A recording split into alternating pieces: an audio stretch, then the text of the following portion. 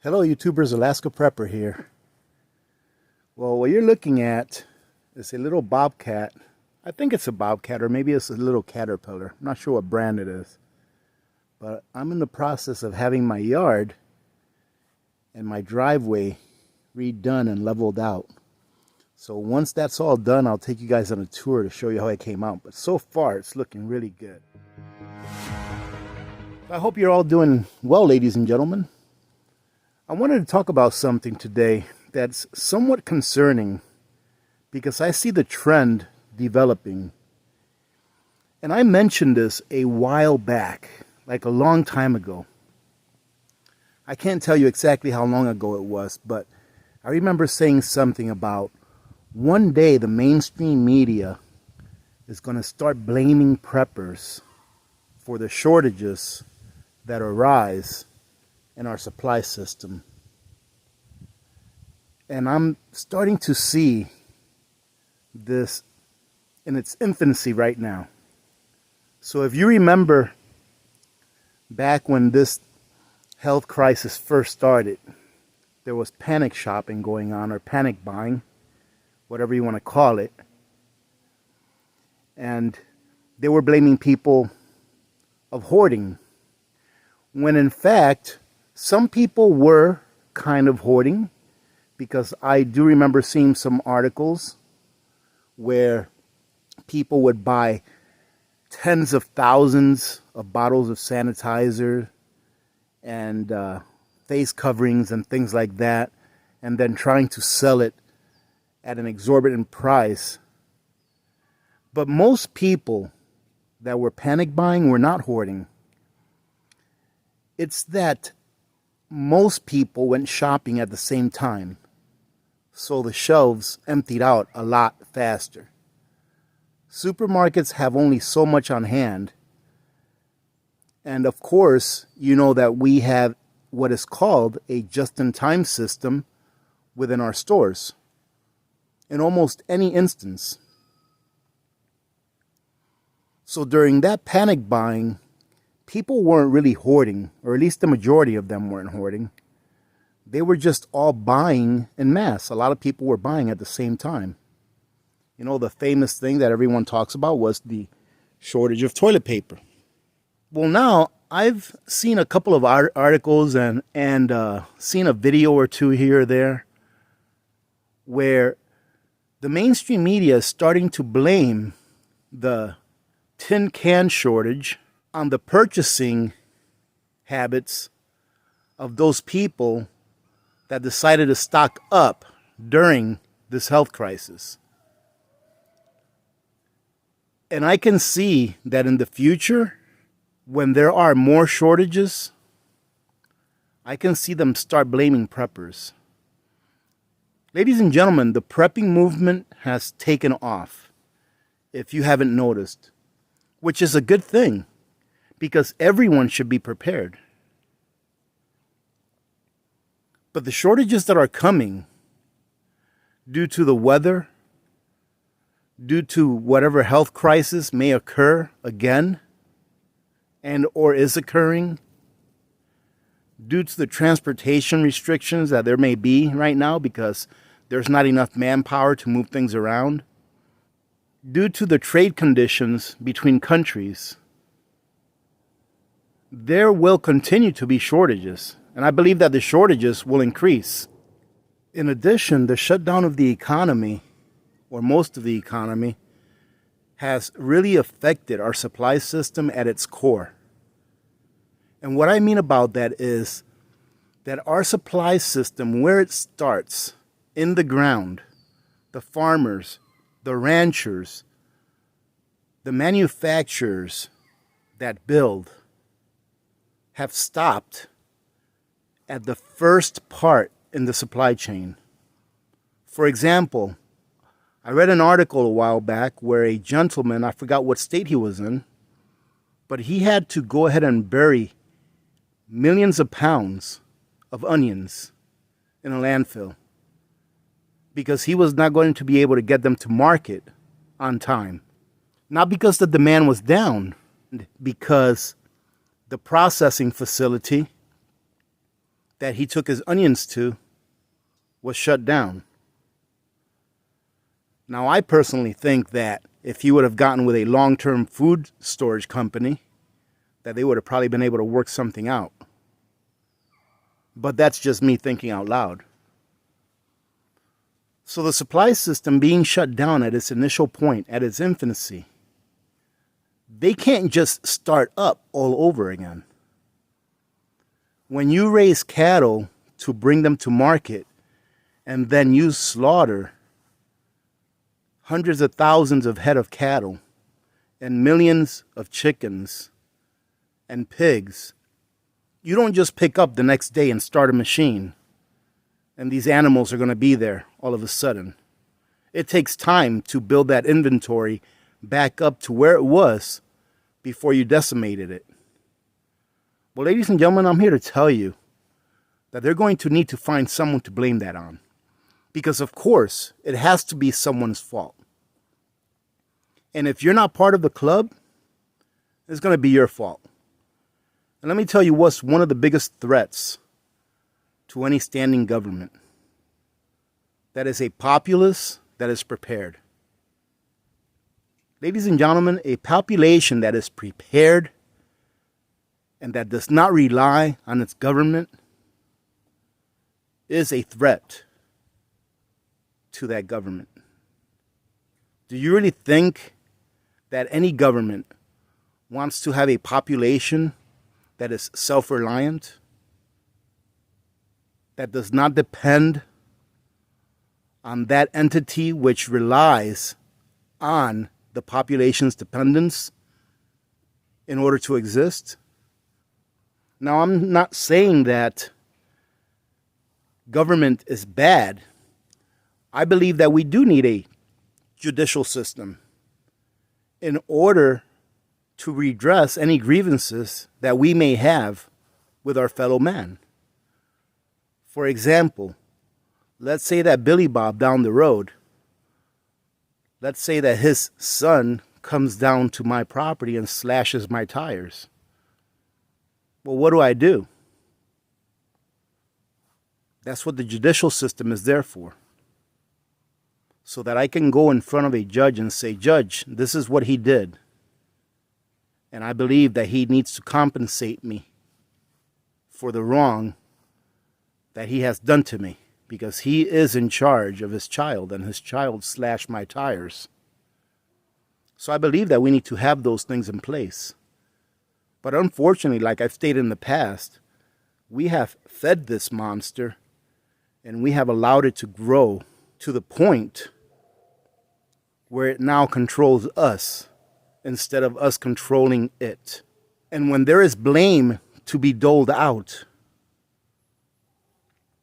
when's the last time that you heard the government say, it was our fault? A few years ago, we had a problem in Michigan and other states as well, where their water was contaminated. And the state government knew this, and they kept it secret because they felt that it cost too much money to fix the problem. So instead, they allowed the problem to persist and damage the health of thousands and thousands of people. I don't remember hearing the government come out and say, this was our fault. I don't remember them admitting to it. This was our fault. They had to be caught in a lie. Proof had to be brought out to show that it was their fault. But they didn't voluntarily say, yes, this was our fault. We hid it. So what I'm getting at is this. If you are a prepper and people know that you are a prepper, and most importantly, you live in a populated area, it may be time to, start looking to maybe move somewhere else if you can. Not everyone can, but if you can. I'm very comfortable where I am.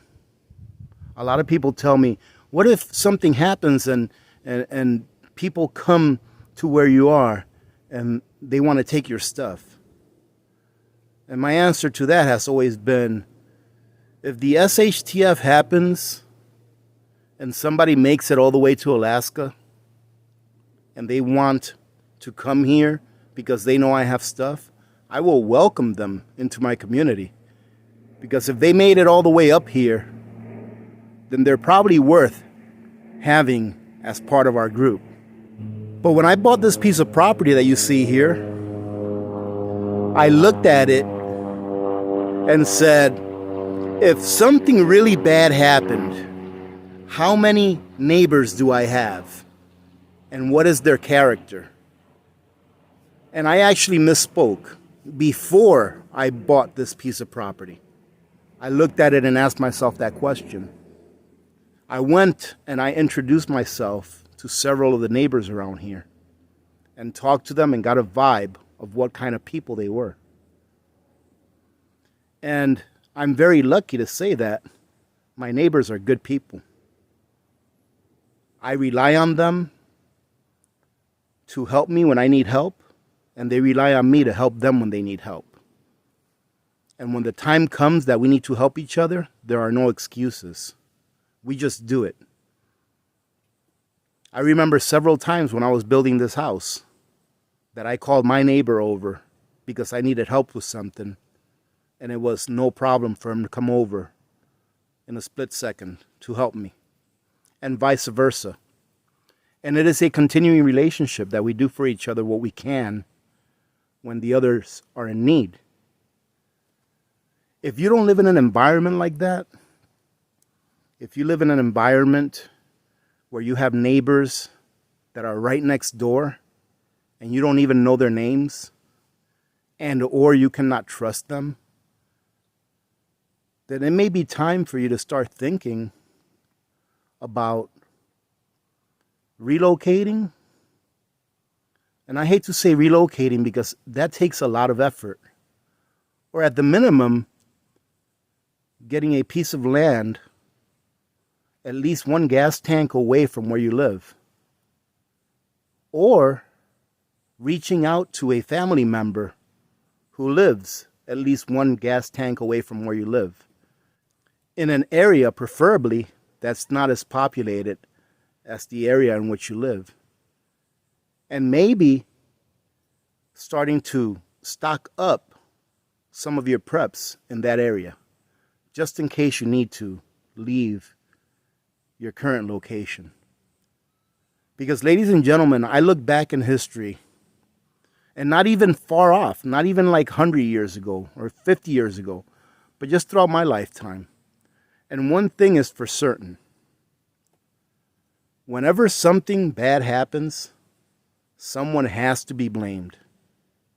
Whether or not that someone did wrong, someone has to be blamed. And I can see the headlines now. The reason we're having food shortages and we're having to ration all of the things we have to ration is because of those darn preppers. If those darn preppers weren't so greedy, if they weren't hoarding all of these supplies, then we would all be better off. And I don't know if you've noticed this or not, but most people are very gullible, especially when they are in need. When a person is in need and they know that you can help them, they will pretty much agree with whatever you say. And when I say when a person is in need, I'm talking about if a person is really hungry, they don't care whether you're right or wrong. They'll agree with you if it means that you can put some bread in their mouth. So, ladies and gentlemen, get ready to get blamed. However, let me tell you this. I will not stop preparing. I will not stop filling in the gaps in my preps. Because it is my responsibility as a husband and a father and as a fellow countryman to be prepared. I can see it coming, ladies and gentlemen. I can just feel it, that we will be blamed. I don't know how long it'll take, and I don't know how bad it'll have to get before they realize that they've got a perfect patsy on their hands. And that patsy is the prepper. All right, ladies and gentlemen, I just thought I'd have this talk with you today. As you can see, it's a pretty gloomy day outside. It's been raining here for like almost the last week straight.